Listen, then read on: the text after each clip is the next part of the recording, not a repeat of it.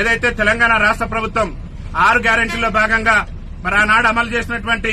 ఆర్టీసీలో మహిళలకు ఉచిత ప్రయాణం ఏదైతే ఉందో ఆ ఉచిత ప్రయాణం కారణంగా ఈ తెలంగాణ రాష్ట్రంలో ఉన్నటువంటి 30 లక్షల మంది వికలాంగులు ఆర్టీసీ బస్ ఎక్కాలంటేనే భయపడేటటువంటి పరిస్థితి ఈ రోజు దాపరించింది. ఇవాళ మహిళలు వచ్చి మాకు వికలాంగులకు ఉన్నటువంటి సీట్లలో కూడా ఆధిపత్యం చెలాయిస్తూ వికలాంగుల సీట్లలో కూడా వారు కూర్చోవడం వల్ల వికలాంగులు చాలా తీవ్రమైనటువంటి ఇబ్బందులు ఎదుర్కొనేటటువంటి పరిస్థితి ఉంది. కాబట్టి తెలంగాణ రాష్ట్ర ముఖ్యమంత్రి రేవంత్ రెడ్డి గారిని అదేవిధంగా తెలంగాణ రాష్ట్ర మంత్రి మరి పొన్నం ప్రభాకర్ గారు రవాణా శాఖ మంత్రిగా ఉన్నారు కాబట్టి తక్షణమే బాధ్యత తీసుకుని వికలాంగులకు గతంలో ఉన్నటువంటి ఒక సీటుకు మరో 2 అదనపు సీట్లు కేటాయించి వికలాంగుల సీట్లలో వికలాంగులే కూర్చునే విధంగా రాష్ట్ర ప్రభుత్వం వెంటనే చర్యలు తీసుకోవాలని చెప్పేసి కూడా భారత వికలాంగుల హక్కుల పరిరక్షణ సమితి ఆధ్వర్యంలో ఈ రోజు వరంగల్ జిల్లా వర్ధనపేట ఆర్టీసీ బస్టాండ్ లో మేము చీరలు కట్టుకుని రాష్ట్ర ముఖ్యమంత్రి గారు కనువిప్పగలగాలి, వికలాంగుల పరిస్థితి ఆర్టీసీ బస్సులు ఎంత దయనీయంగా తయారైందనేది రాష్ట్ర ముఖ్యమంత్రి గారు కనువిప్పగలగాలని చెప్పేసి ఇలా చీరలు కట్టుకుని మా వికలాంగుల సమాజం ఇలా నిరసన వ్యక్తం చేస్తుంది. ఈ నిరసనతోనైనా రాష్ట్ర మంత్రి గారికి రాష్ట్ర ముఖ్యమంత్రి గారికి కనువిప్పగలిగి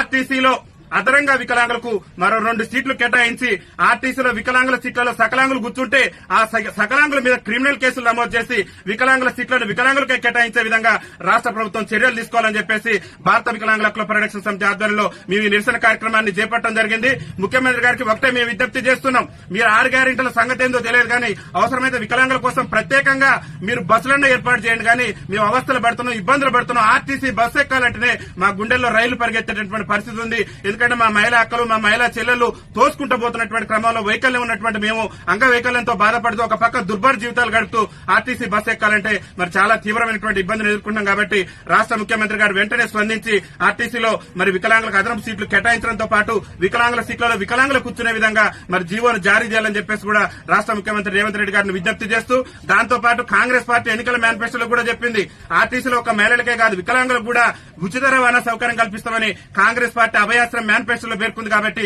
తక్షణమే ఆర్టీసీలో వికలాంగులకు 100% రాయితీతోని ఉచిత రవాణా సౌకర్యం కూడా కల్పించాలని చెప్పేసి కూడా భారత వికలాంగుల హక్కుల పరిరక్షణ సమితి తెలంగాణ రాష్ట్ర కమిటీ పక్షాన మేము విజ్ఞప్తి చేస్తూ ఈ రోజు ఈ నిరసన కార్యక్రమాన్ని చేపట్టడం జరిగిందని చెప్పేసి తెలియజేస్తూ వికలాంగుల ఐక్యత.